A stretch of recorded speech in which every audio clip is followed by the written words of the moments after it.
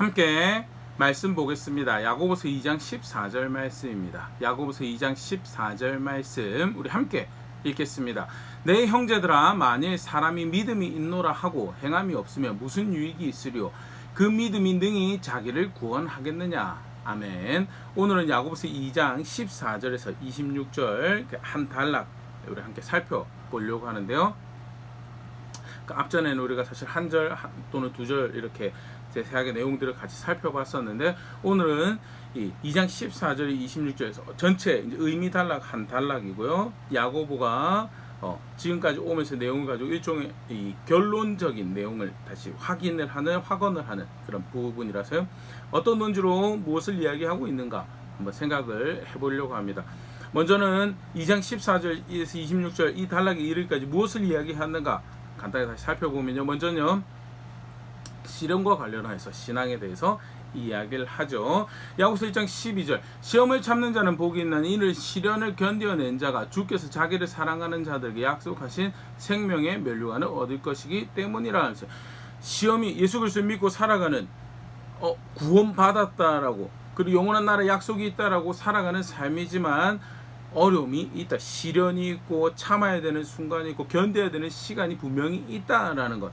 그러나 그 시간 가운데 그 시련을 통해서, 어려움을 통해서 하나님을 사랑하고 있으면, 하나님을 존중하고 있으면 자신의 신앙 고백할 수 있는 기회가 되고, 그리고 그렇게 신앙 고백하는 그들에게 하나님이 그들의 고백을 받으시는, 복을 내리시는 그런 일들이, 하나님이 그 고백을 기뻐 받으시는, 다르게 표현하면 결국 사실 그 시간이 신앙을 확인하고 고백한 시간이 되기 때문에 시험을 어려운 것을 생각하지 말고 신앙을 잘 견디고 그것을 위해서 애쓰고 노력하라라는 격려를 하고 이야기를 하게 된 게 이제 1장 전반부 내용이죠.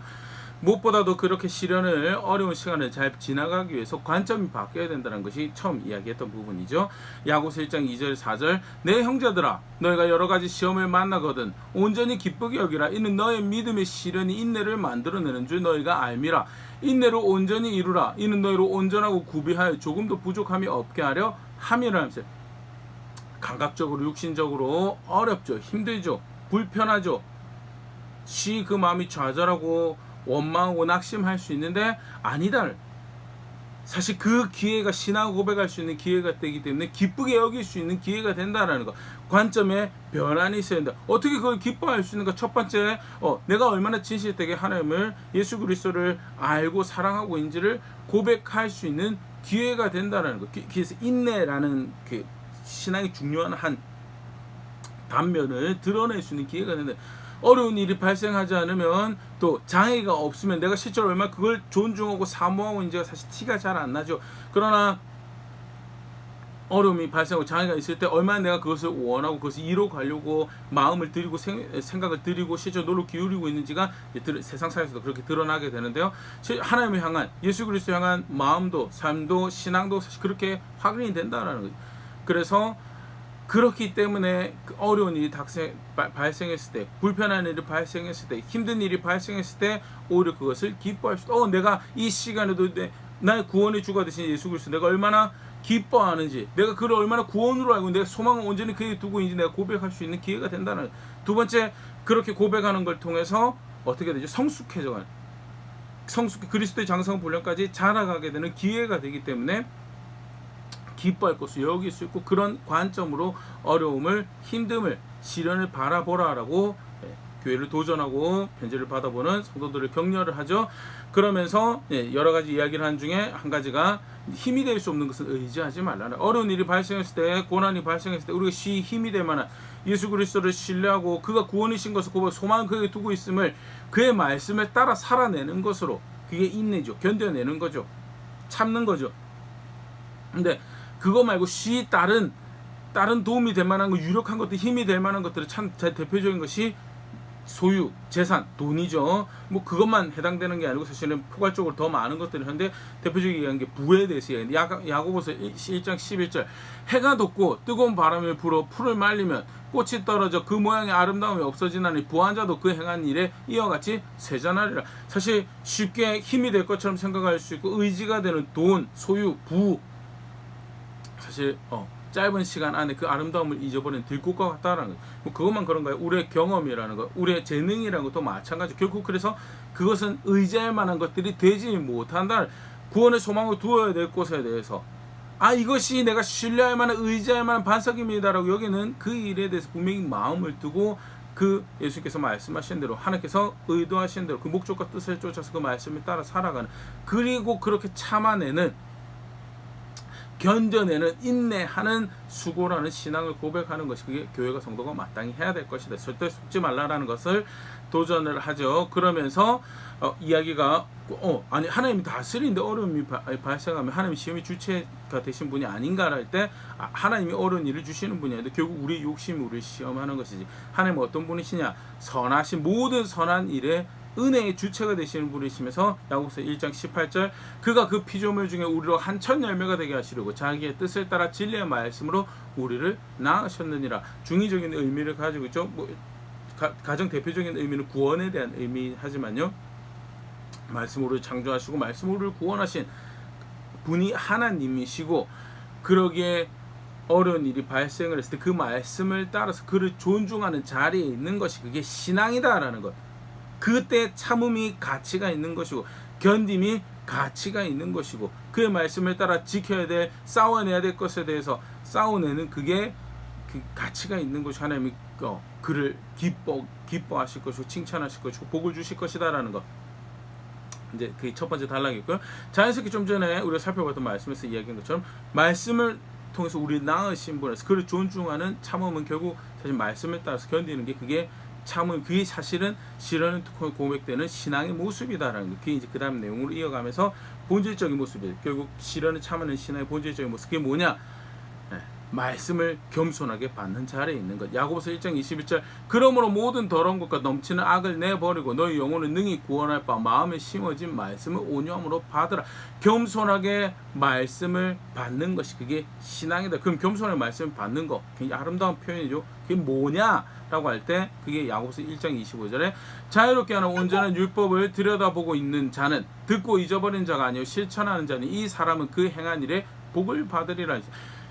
실천을 행하는 자가 그게 말씀을 겸손하게 받는 것이다 라고 이야기를 하게 되죠. 이게 흐름이 그렇게 됩니다.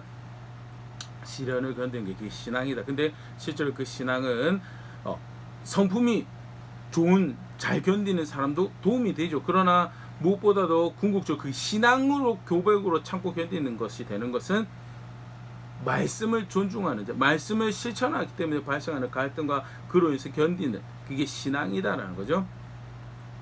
그리고 신앙으로서 진짜 그 신앙은 믿는다는 고백이 아니고 실천하는 자리에 있는 그게 신앙이다. 그러면서 그 실천의 대표적인 예를 세 가지를 이야기하는 게 첫 번째가 야고보서 1장 26절 혀를 잘 다스리라는 거. 할 말이 있고 하지 말아야 될 말이 있다. 분명한 기준을 가지고 해야 할 말을 하는 것이 우리 입술에도 주가 계시도록 하는 것이 그게 신앙이다. 두 번째로 긍휼히 여겨야 될 사람들을 긍휼히 여기고 자신을 세속의 욕심에서 구별하는 그게 신앙이다. 야고보서 1장 27절에 그 내용이 나오죠. 하나님 말씀으로 도와야 될 사람 분명히 있다라고 합니다. 심지어 신명 같은 경우에는 너희 사는 날 끝날까지 가난한 사람 늘 언제나 있을 것이다라고 도와주라고. 그 하나님을 존중하는, 은혜를 아는, 은혜로 살아가는 자가 마땅히 가져야 될 자세가 도움 필요한 자들을 돕는 실제 그런 자리에 있어야 되는 것이 구약에서부터 가르쳐왔고요. 예수님 통해 다시 확인되어졌고요. 긍휼히 여겨야 될 사람 긍휼히 여기고 자신을 세속에서 구별하는 그게 세속의 욕심에서 구별하는 게 그게 신앙의 모습이다. 실천하는 예죠. 말씀 따라 살아가는. 그리고 우리 지난 시간까지 살펴봤던 것이 차별하지 않는 것. 야고보서 2장 1절부터 해서 쭉 이야기가 나오는데요. 실천을 그렇게 구체적으로 하는 그게 말씀을 따라 그렇게 구체적으로 살아가는 그게 성경에서 말하는 구원받는 믿음이다라는 거에 대해서 대표적으로 계속해서 이야기하는 중에 우리가 살펴봤던 내용인데요. 차별하지 않는 목적이 뭐냐?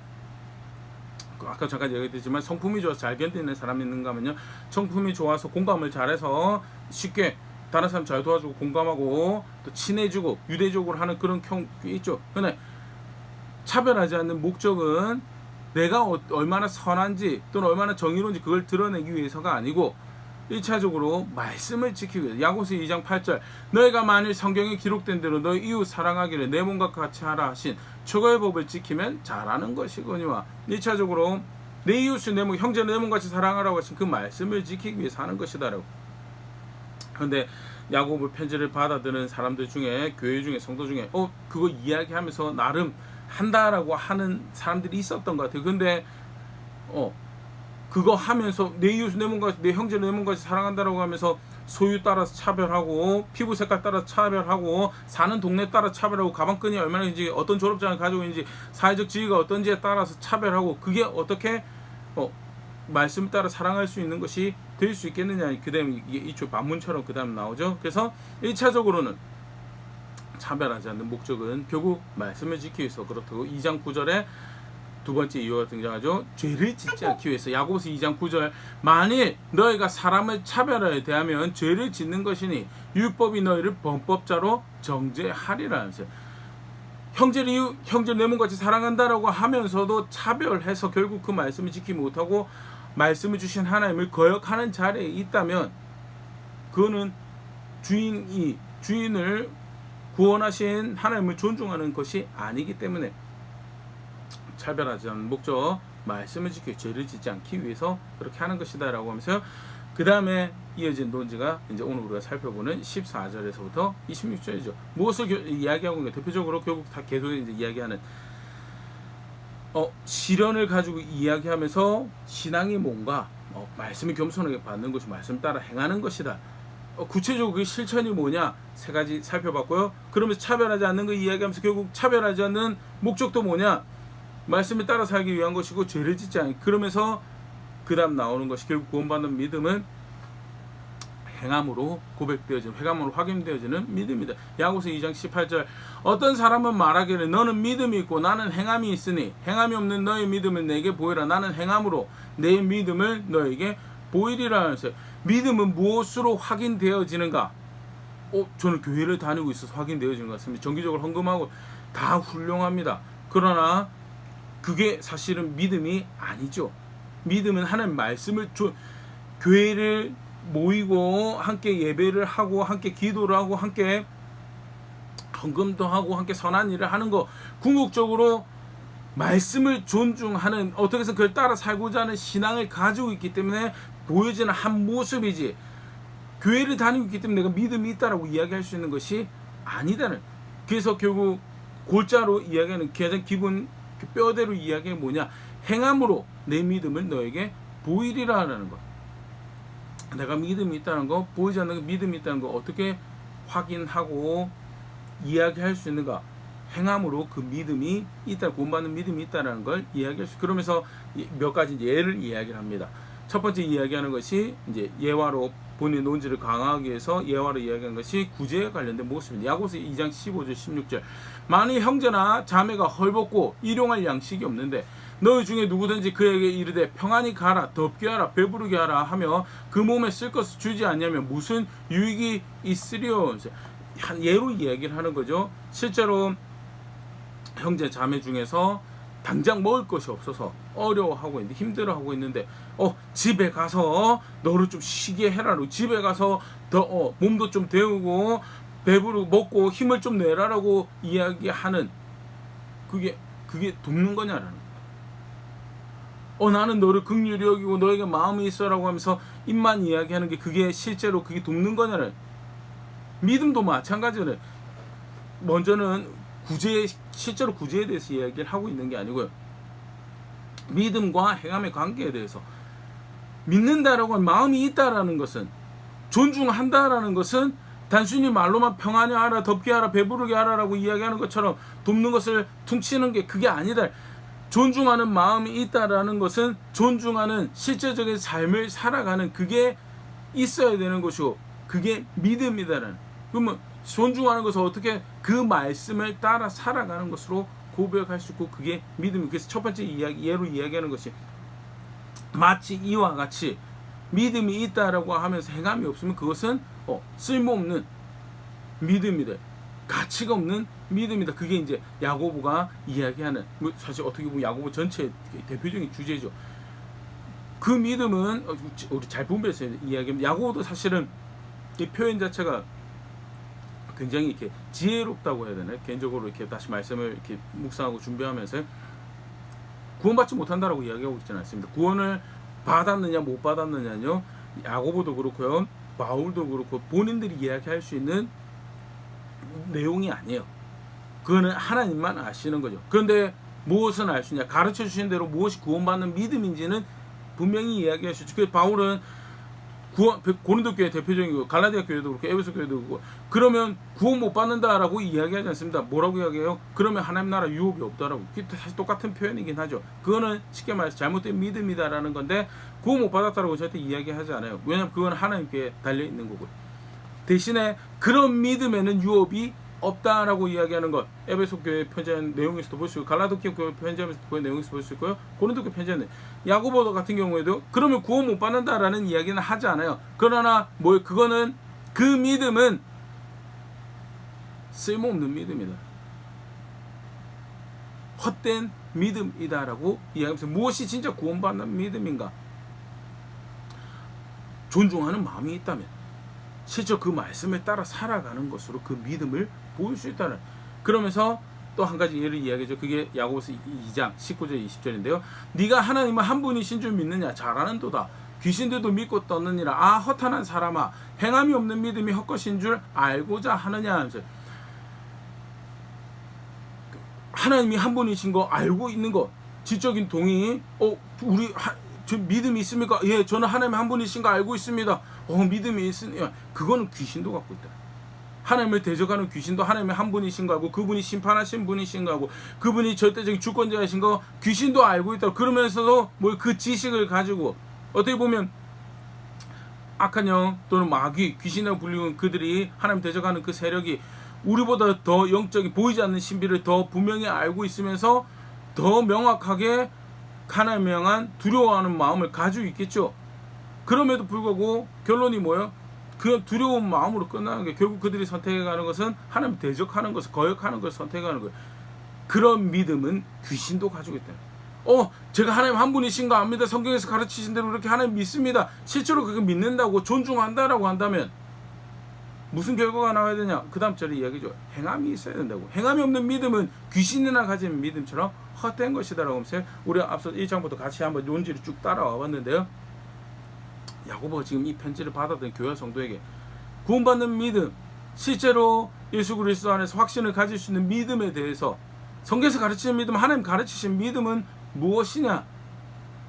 진짜 존중하는 자리에 있다면, 진짜 그를 구원으로 하고 소망으로 한다면 그의 말씀을 따라 살아가는 자리, 환경이 어떻든 상황이 어떻든 관계가 어떻든 상관없이 다른 게 소망이 되지 않는데 그렇게 하면 친하던 그전에 친하게 지내던 친구도 다 없어지고, 그전에 재밌게 지내던 것도 또 같이 못하게 되고, 그전에 즐거워하는 것도 못하게 되는데요. 그럼 이제 다른 거에 소망을 두고 있는, 다른 것들이 기쁨이 되는, 본인 스스로 증명을 하는 거고, 결국 말씀을 따라 살아가야 될 주가 그 예수 그리스도 구원이 되지 않고 하나님 구원이 되지 않은 스스로가 증명해내는 거예요.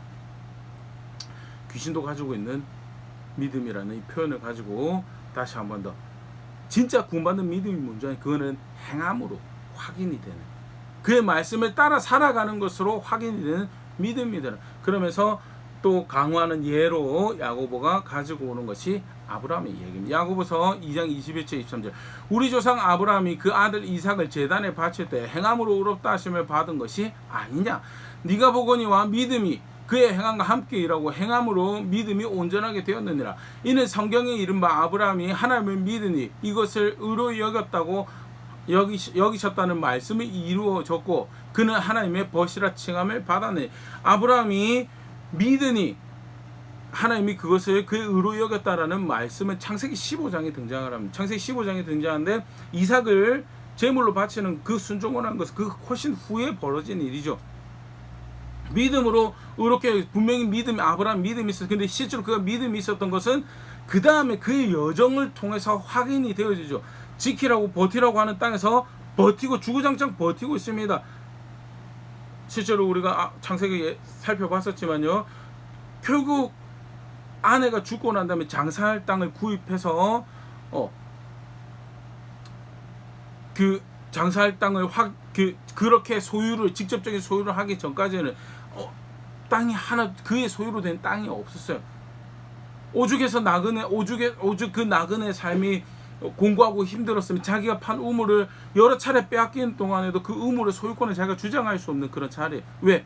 우르르 동네 주민들이 일어나서 그날 저녁에도 자기를 몰아내고 자기를 공격하면 그 땅에서 자기를 보호해줄 그 어떤 유력자도 친구도 친지도 없는 무력한 정말 나그네로 그 땅에서 떠도는 살고 있는 삶이었기 때문에 거기에 어떤 권리도 이야기하지 못해. 그럼에도 불구하고 머무르라고 했기 때문에 그 땅에 버티고 있는 거고요. 살아가고 있는 거, 지켜가고 있는 거고요.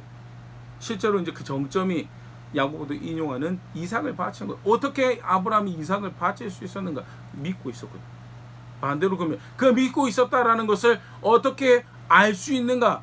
이삭을 바치는 행함으로 알 수 있었다라는 거예요. 믿었다라고 하는데 이삭을 바치지 않았으면, 네 아들 하나밖에 없는 이삭을 바치라고는 그 말씀에 순종하지 않았으면 아브라함 믿음이 있는지 없는지 알 수가 없죠. 믿었다는 과거의 보고백이 야고보가 논지처럼 유절레스하다, 헛된 것이다.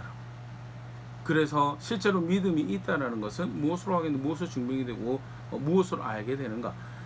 행함이, 말씀을 따라 사는 행함이 있다는 거. 아브라함 대표적으로 우리 믿음의 조상이라고 하는 아브라함이 그걸 잘 보여준다라고. 아브라함이 어떻게 그가 믿음의 조상이라고 하나님의 벗이라고 이야기 되어지는가? 그는 그의 믿음을 살아내는 행함이 있었다는. 단순히 믿는다라는 어떤 감정적 상태, 어떤 지적 동의의 상태, 어떤 느낌, 그것만 있지 않았다는. 실제적으로 자신의 아들을 드리기까지 순종하는 것으로 그가 믿음이 있음을 확인했고, 그래서 이야기해 그의 행함이, 그의 믿음이 그의 행함과 함께 일하고 행함으로 그 믿음이 온전하다, 진실되다라는 것을 보여주고 고백하고 확인하게 되었다. 또 하나 또 예를 또 가지고 오는 것이요, 야고보서 2장 15절 라합의 경우인데요. 또 이와 같이 기생 라합이 사자들을 접대하여 다른 길로 나가게 할 때 행함으로 의롭다 하심을 받은 것이 아니냐는 거죠. 여호수아가 여리고를 맞닥뜨려서 이제 전쟁을 할 때 성경 표현이 그렇습니다. 여리고 사람들이 두려워했다고. 사람들이 가나안 땅에 들어올 때 어떻게 들어왔죠? 그 옛날 약 40년 전에 그 홍해 바다가 열렸던 것처럼 홍수로 물이 찰랑찰랑 가득 찬 요단강이 갈라져서 길이 나는 것을 통해 많은 길을 걸어서 요단강을 건너 들어왔고요.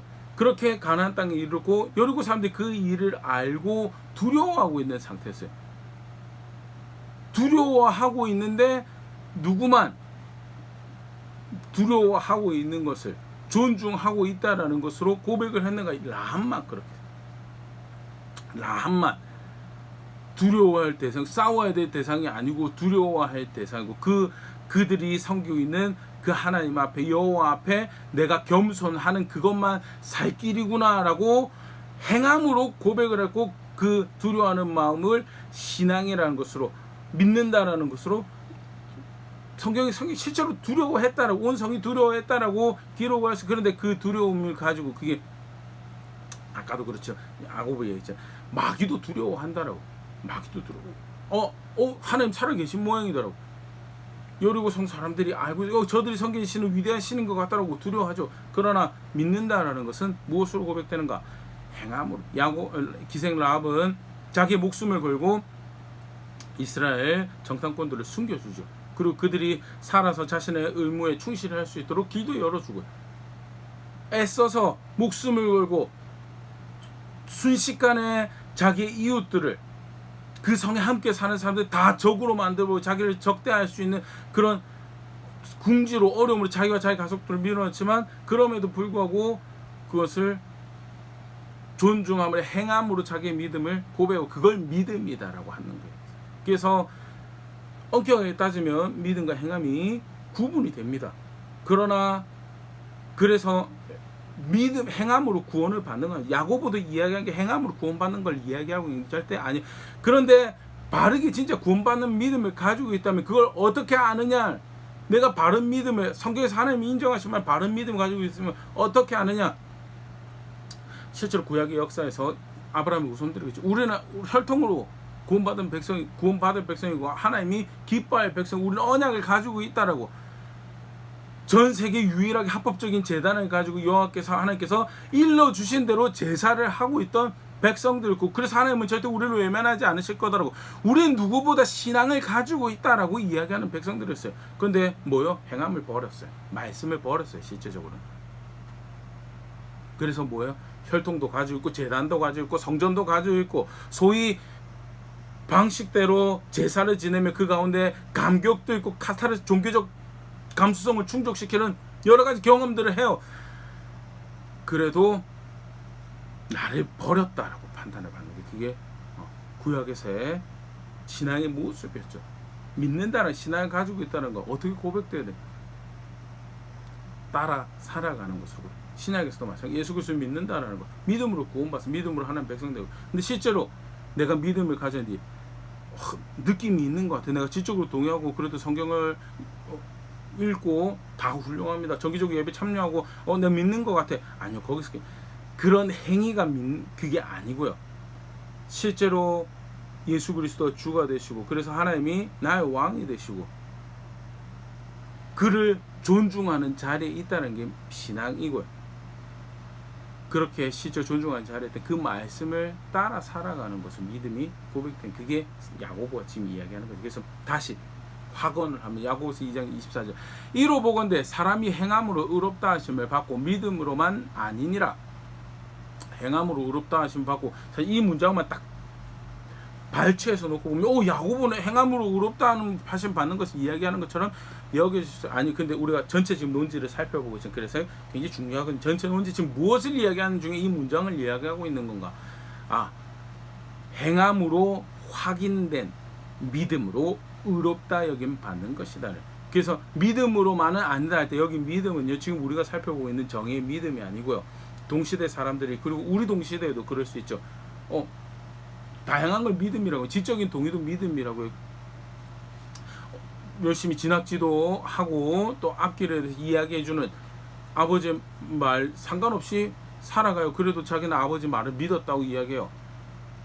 그렇게 이야기해요. 근데 전혀 아버지 조언과 아버지 이야기해준 거 상관없이 자기 마음대로 살아가면 자기는 아버지 믿었다고. 그런 것도 우리는 동시대 믿음이라고 해요. 야고보 당시에도 그랬던 것 같아요.